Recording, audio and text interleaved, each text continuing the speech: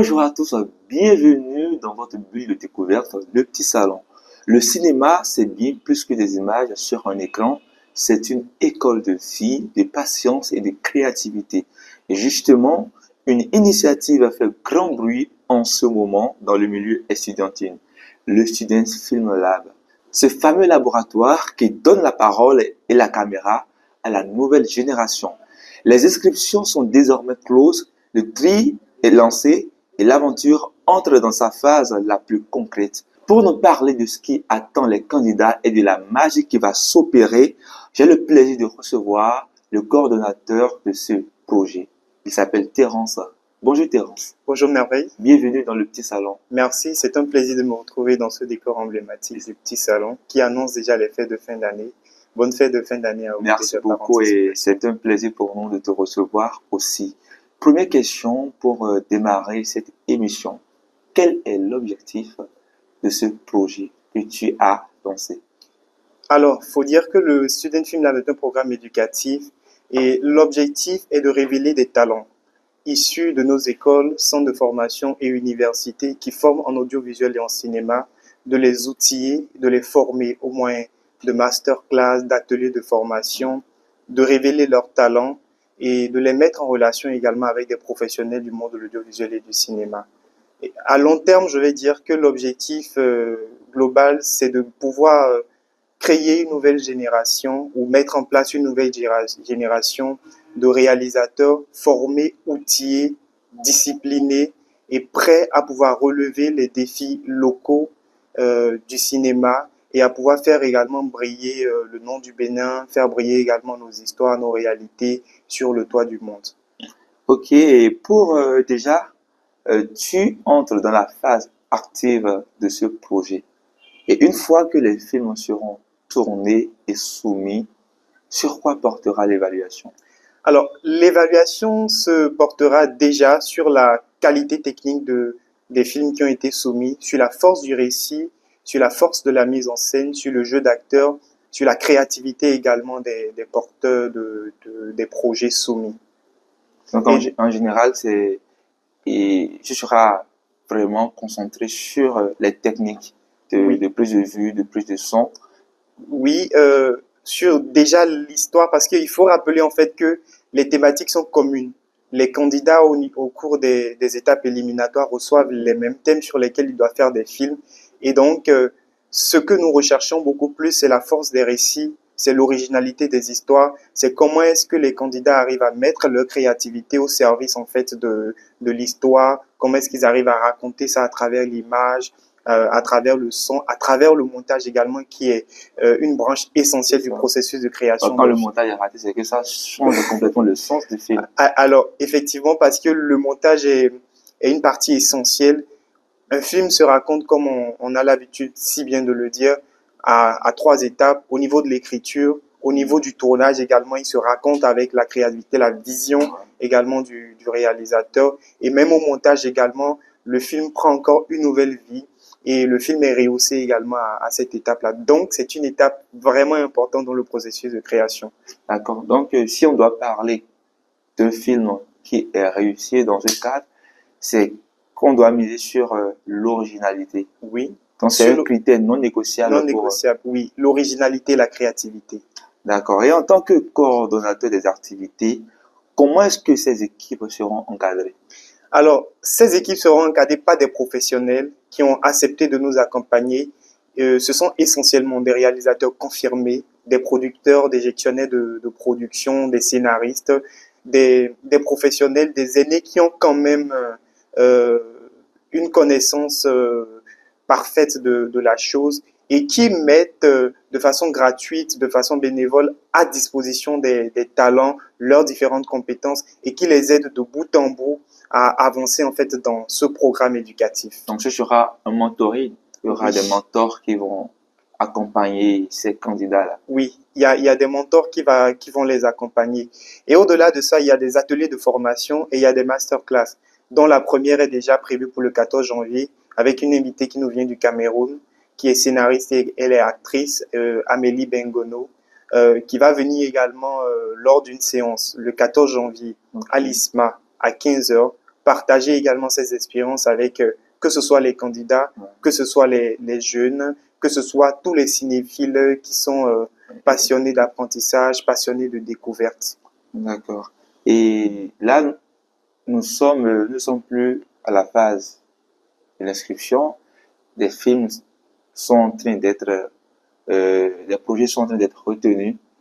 Et qu'est-ce qui va se passer ensuite? Parce que là, on a déjà parlé du mentoring, mais là, on est, on a déjà terminé cette phase-là. Comment ça se passe au niveau des candidats? Comment ils s'organisent?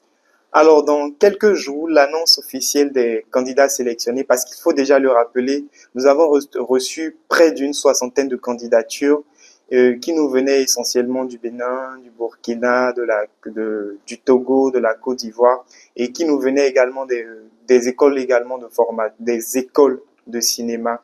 Et donc, la sélection a été un peu rude. Il fallait scruter à la loupe la motivation des candidats, voir ceux qui sont réellement motivés, parce que le Student Film Lab également, c'est ça, c'est de la rigueur. C'est de la rigueur et de la persévérance dans le travail. Et donc, les 20 sur toutes les candidatures qui ont été déposées, les 20 candidats retenus seront annoncés d'ici quelques jours et vont entrer dans le processus de fabrication. Et donc, la première étape déjà, c'est le 4 janvier où les candidats vont commencer à faire le film. Le dimanche prochain. Oui, non, c'est un, C'est le dimanche oui, prochain. c'est un dimanche. Le 4 Voilà, janvier. le 4 janvier. Et donc, dès le lundi, parce que le processus de réalisation des films, en tout cas, ce qui a été imposé aux candidats, c'est de faire des films en 112 heures. Ils reçoivent la thématique la veille des 112 heures et ils ont 3 jours pour écrire, réaliser, monter Wow. leur film et le soumettre également. Et donc, la semaine qui va suivre, les films seront diffusés sur la plateforme officielle du Lab, le Student Film Lab sur YouTube et sur nos différentes pages Facebook, Instagram et tout ce qui va avec. Et donc, le public est invité à venir découvrir le travail, le talent et de tous nos candidats. D'accord. Et côté logistique, comment cela se passe-t-il pour le matériel? Alors, Est-ce que le projet facilite l'accès à des caméras, des micros, ou est-ce que vous encouragez les étudiants à être inventifs? Alors, le premier objectif du Student Team Lab également, c'est de pousser les jeunes à user de leur créativité, à user également de leur sens de l'anticipation, de la gestion et tout, pour pouvoir faire des projets même avec rien comme moyen. Parce qu'aujourd'hui, quand on prend le monde du cinéma, je ne parlerai pas du Bénin, je parlerai également de toute l'Afrique, il y a des difficultés partout. Et donc, nous encourageons nos jeunes à ne pas s'asseoir, croiser les bras et à regarder les choses se faire. Il faut que malgré les difficultés qui se présentent à eux, voilà, qu'ils soient résilients et qu'ils arrivent maintenant malgré tout à réaliser des projets qui ont une force Avec ce qu'ils ont. avec ce qu'ils ont. Et donc, la, une partie du programme pousse les jeunes à faire des films avec leurs propres moyens. Si c'est un téléphone que vous avez, si c'est une caméra que vous avez un micro, vous faites en fait les projets avec ce que vous avez, mais vous y mettez du cœur, vous y mettez de l'énergie, vous y mettez du sérieux, de la créativité et vous produisez un très bon résultat. Cela permet maintenant, après, aux gens de venir vers vous plus facilement, de vous ouvrir les portes parce que on sait qu'avec peu, vous avez fait beaucoup. Et donc, avec beaucoup, on imagine que vous pouvez faire encore plus grand. Et donc, à l'issue de cette étape-là, on met également les finalistes en contact avec des professionnels qui les aideront à faire maintenant des films beaucoup plus aboutis, mais cette fois-ci avec des moyens que le programme met à leur disposition. Et ça, c'est à la fin du projet. Oui, et ça, c'est à la fin du projet. Et quand les gagnants seront sélectionnés. Bien sûr, quand les finalistes seront, quand les plus créatifs seront, parce que c'est véritablement compétitif.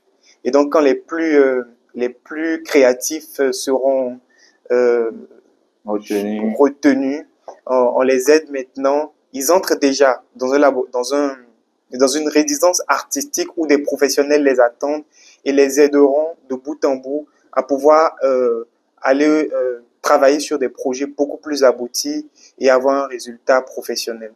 D'accord. Et à la fin de tout ceci, est-ce qu'à part leur permettre d'avoir une production vraiment originale, d'être accompagné par des professionnels, est-ce qu'il y a des lots à gagner? Oui, à la fin de ce programme, le programme se conclut par une soirée de restitution. Soirée au cours de laquelle le public est invité, les professionnels des médias sont invités, les professionnels du monde de l'audiovisuel et du cinéma également sont invités à venir voir le travail de nos créatifs.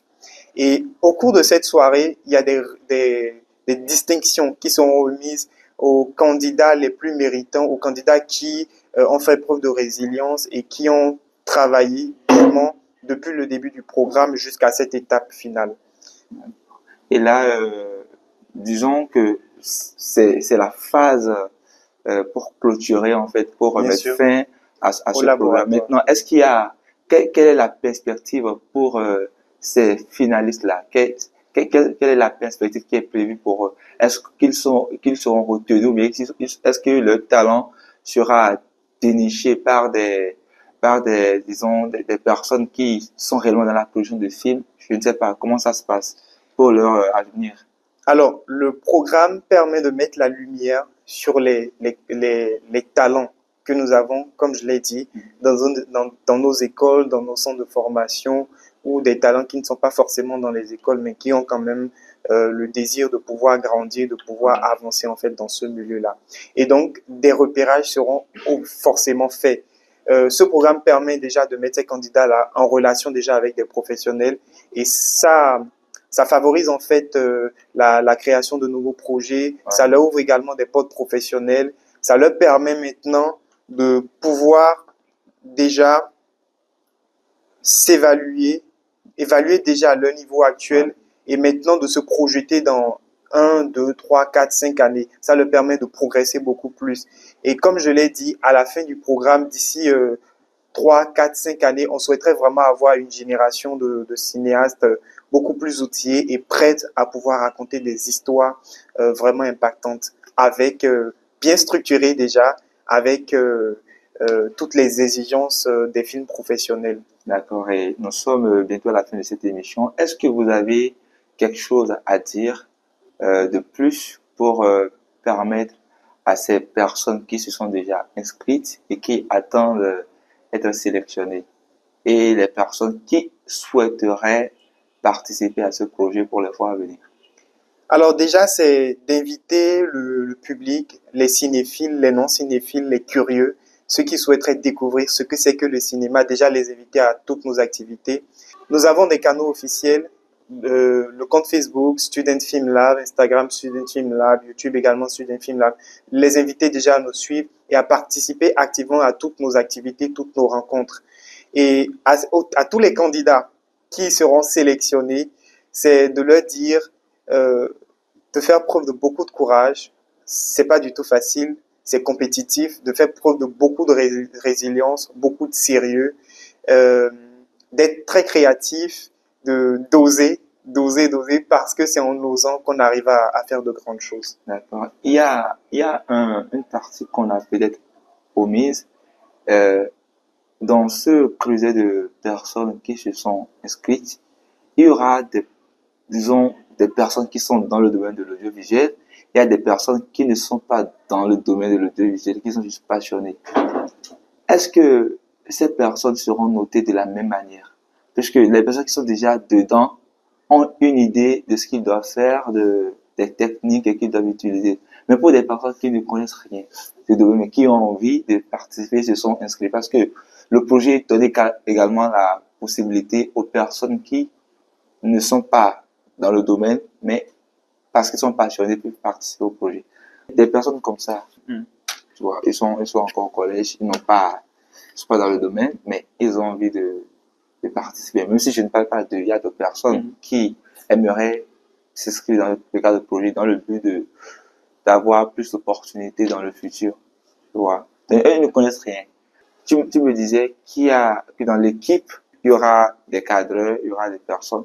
Et s'ils ne sont pas dans le domaine, comment ils font? Oui, le programme est destiné, comme je l'ai dit, à des étudiants ou à des étudiants en formation, pas professionnelle, c'est-à-dire qui sont toujours en train d'apprendre, également à des non-étudiants, mais qui sont passionnés, qui sont quand même dans la vie active, qui font de petits films de gauche à droite et tout ce qui va avec. Et donc, comme je l'ai dit, on ne met pas vraiment l'accent sur l'image, elle est très belle, le son, il est très waouh, mais on veut juste voir en fait quelle est l'histoire que tu racontes. On te donne un thème, on te dit éducation. Quelle est l'histoire que tu racontes? Quel est comment je vais dire, quel est le travail qui a été fait? Quelle a été l'originalité? Donc quelqu'un qui se lève, participe au projet, prend mon téléphone et ne filme qu'un plan unique. Parce qu'il n'a pas connaissance des valeurs de plan à utiliser, mais il dit, bon, j'ai envie de participer, mais il fait juste comme ça. Non, ça va pas pouvoir passer. Voilà, Il faut être créatif.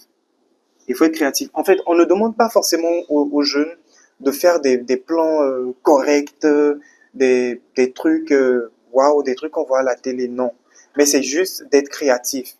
Tu vois, je veux raconter mon histoire, même si je ne maîtrise pas bien le cadrage, je sais que peut-être que, ok, faut que je place le truc ici. Après, peut-être il met la main dans la poche, faut que j'aille filmer dans sa poche. Ou bien je me dis, ok, il fait sortir quelque chose de la poche. Moi, je mets le téléphone dans sa poche, je lui dis de retirer. C'est un truc comme ça, on fait, en fait. Je sais pas si tu vois. Si je comprends, mais pour une personne qui ne connaît, c'est vrai que lui, en regardant les films, il se dit, ah oui, les gens font ceci. Quand on montre une séquence, dans une séquence, on a plusieurs valeurs de plan, et plusieurs valeurs, le plan qu'on nous montre, disons, quand la personne filme, on voit, soit on voit la personne on ne recherche pas la perfection. On recherche juste, il faut oser. Okay. Ose et propose dans quelque chose, simplement. Là, la seule chose sur laquelle nous on va juste se baser, c'est vraiment l'originalité, ce que tu racontes, l'émotion que ça procure. Comment est-ce que l'histoire elle est racontée par rapport aux autres candidats? L'histoire que tu racontes, est-ce qu'elle est vraiment pertinente et tout ce qui va avec? Tes acteurs, comment est-ce qu'ils arrivent à jouer? Comment est-ce qu'ils arrivent à nous donner de l'émotion? Oui, ce ne sont que ces critères-là, on regarde.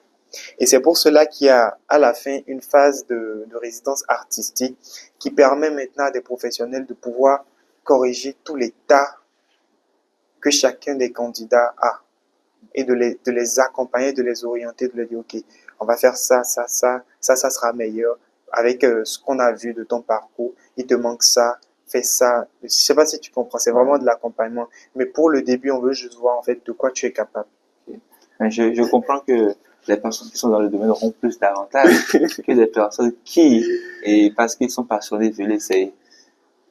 Oui, ils ont plus d'avantages. Ça, ce n'est pas quelque chose à cacher, c'est normal parce que eux, ils sont dans des écoles de formation et ils veulent participer à ça. Donc, le message est passé, Terence, n'est-ce pas? Oui. Le Student Film Lab est en marche et on sent que la relève du cinéma est entre de bonnes mains. On a hâte de découvrir le résultat de ce processus de création.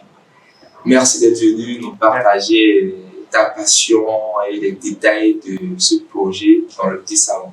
On reste connecté sur vos réseaux pour suivre chaque étape du labo. Et quant à vous, chers auditeurs, restez curieux et soutenez la création locale. On se retrouve à très vite pour un nouveau numéro. Merci et bonne fête à vous. Bye bye.